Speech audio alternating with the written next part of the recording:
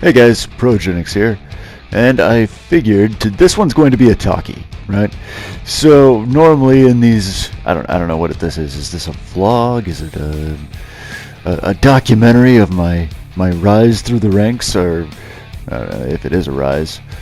I figured I'd commemorate my getting to green ranks by trying to explain how or what I think was my best processes getting out of the blue ranks. For any of you guys out there still struggling in blue ranks. Now, I'm not an expert. Honestly, the very first match I had out of green ranks against the Kazuya that I beat was almost a demotion. I barely inched out of it, but, you know, it is what it is. I might be back in blue ranks by next week's video. I can't say for certain. But, I figured I'd go through and say what has helped me out getting through the blue ranks, just in case anybody is having problems, struggling, just the kind of tidbits that have helped me so that maybe it can help you. Just a little bit of a different video, like a celebration of my getting to the green ranks, which I'm very proud of. So the first thing I think was really important is your get-ins. So you always have this one, like you always see that one Kazuya that's going to be doing hell sweep, and it's easy to pick up on. I think it's important to build at least 3. If you have at least 3, I mean, you're going to have more ways to start an actual offense, which is really important. It gives you some variety, makes them have to guess more. Now, when I'm playing these ranked matches, I usually, most of the time, I'll go best 2 out of 3. Because I do want to fight other people, because I want to see other people's styles and how they're playing. And, you know, I won't do 2 out of 3 if, like, a match is really laggy, or, you know, if for some reason every time I get a combo starter, the match gets really laggy, and then it gets fine afterward, blah, blah, blah, yeah. Or, you know, if there's some outside circumstance, whatever. But I like to do 2 out of 3. In some cases, I'll do more, just if somebody's beating me really hard, then I want to fight them more, because I want to be able to study that and examine that. And I think that's important too. Take your L's, right? L's are important in order to continue to progress. You need to lose in order to win eventually. If you don't know what's going to beat you, then you're never going to be able to have a way to beat it. So don't get discouraged if you lose a match, if you get demoted. It's not that big of a deal.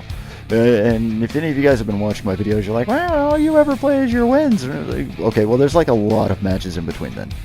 Like a lot. Like quite a few. And the only reason that I'm only playing my wins is because I'm trying to keep the videos short, and I want them to be interesting. And I'm trying to get ranks up on the videos because I think they make them funner. I don't know. If you disagree, please leave a comment, let me know. I'll try to cater to everybody who's watching, as you guys are my audience. But, yeah, you know, take your L's. After that, really important, your punishes. You don't have to make these amazing punishes. Like, of course, if somebody's doing a 12-frame move and you have just this perfect 12-frame punish, online, it's going to be really hard. 10-frame punishes, learn what to do with them. Like, if you just have a normal 1-2 jab, learn the frame data out of it and what you can do out of advantage. I mean, honestly, you don't even really need to learn the frame data. You just need to be able to do something, right? Any damage is better than none. So that's also very important. Now, it's not that learning frame data isn't completely advantageous to you. It absolutely is, but in the blue ranks, not really. Of course, frame data is going to be very important, and you're going to learn it more and more as you continue to play. I am not a frame data expert. Like, I've got Ravens down pretty well because I've been playing her so much, as she's, you know, the star of this vlog. And, you know, she's also a really fun character. I think she's super cool. Ninjas are awesome, right? Now, but getting back to the blue ranks, yeah, frame data is not as important. What you do need to understand is just the law of turns, you know? If you just blocked an attack and you got a nice solid block, it's most likely your turn. Now, of course, there's moves that have frame advantage on hit.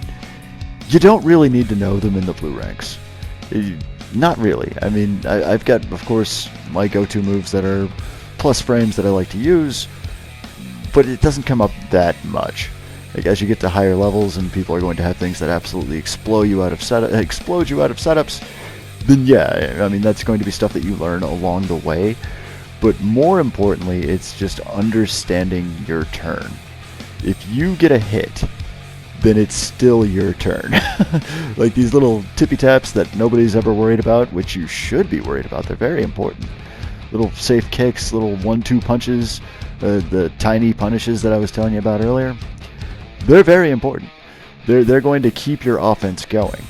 And you need to be able to watch for when you're blocked and when you've actually made contact, because it's going to be able to keep you going. Then when you go into practice mode, when you're watching your old matches, see the stuff that you're connecting the most, just the most consistently. After that, you can start building with and playing with what frames you have to work with on hit on what, and what negatives you have. Like, I mean, it's easy to say, if it's under -4, you could easily sidestep if you know the sidesteps for him and that. In the blue ranks, sidestepping is great. Like, it's amazing. It'll definitely 100% carry you through everything if you're a sidestep master. Like, no problem. I'm sure you wouldn't even be in the green ranks if your sidestepping is just completely on point and your movement is just amazing, which is something that I'm constantly working on. Whenever I go into practice mode and I'm just labbing stuff, I'm practicing backdashing, I'm practicing Raven's wave dash, all this stuff. It's very important, but in the blue ranks, not so much. It's more about really fundamental basics, right? So the things that you can catch and that you think you can catch consistently and that you're finding that you're catching consistently, being able to capitalize on it, and then also knowing when it's not your turn. When it's not your turn, don't go. Just block. Be defensive. Most of the losses that I've had have just been from mashing, and when I say mashing, like in the scramble when you're right next to each other and you want to do like a down low punch, or you want to do that 1-2 or something like that, and it's not your turn, you're going to get counter hit and you're going to get blowed up. And I'm pretty sure we're all susceptible to doing it because you want to, right? You don't want to be caught in this blender of whatever character you're fighting, right? But it's not a good idea. If you understand your turns, you're going to be able to defend more consistently, and you're going to be able to attack more effectively, right?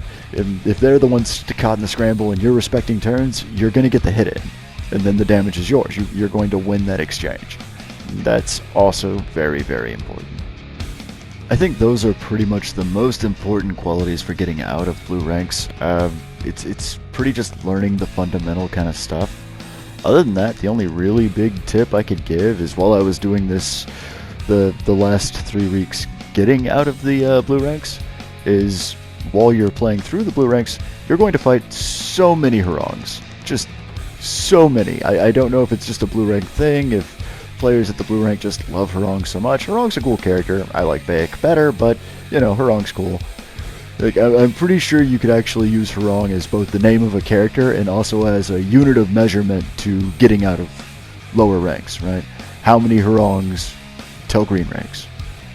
Actually, I think it's just a pretty basic Tekken equation. So going into lab with Harang and figuring out just easy ways to counter him, or just, what he does, where he's unsafe, that'll help you out a lot as well. So y'all, that's pretty much all I have for you this week. I hope you enjoyed the matches. Super happy to be in green ranks. Look forward to seeing all of you online. If you want to see more, I'm doing these videos every Wednesday, so like, subscribe, all that good jazz. If you have any questions for me, please leave comments. I will respond to all of them.